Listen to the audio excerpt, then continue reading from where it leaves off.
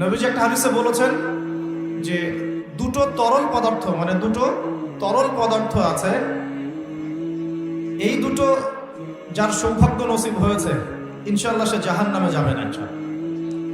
আরেকটা হচ্ছে দুটো দাগ যার শরীরে আছে সেও ইনশাআল্লাহ তাআলা জাহান্নামে যাবে না। এক নাম্বার দুটো তরল কি? একটা হচ্ছে গায়ের রক্ত। যে ব্যক্তি আল্লাহ পাকের দ্বীনের জন্য রক্ত দিয়েছে, আল্লাহ পাকের দ্বীনের জন্য, দুনিয়ার জন্য না, আল্লাহর দ্বীন প্রতিষ্ঠার জন্য যে সংগ্রাম করেছে, রক্ত ঝরেছে, এই যে রক্তের ফোঁটা মাটিতে পড়ার আগেই তার সমস্ত গুনাহ মাফ করে দেওয়া। যেমন উহুদের যুদ্ধে সাহাবীরা যুদ্ধ করেছেন না, বদরের যুদ্ধে সাহাবীরা যুদ্ধ করেছেন না, তাদের রক্তের ফোঁটা মাটিতে পড়ার আগেই সমস্ত গুনাহ আল্লাহ মাফ করে দিয়েছে। আরেকটা তরল পদার্থ হচ্ছে অশ্রু, চোখের পানি। এই চোখের পানি যে ব্যক্তি আল্লাহকে স্মরণ করে গোপনে, নীরবে, নিভৃতে আল্লাহকে স্মরণ করে কান্নাকাটি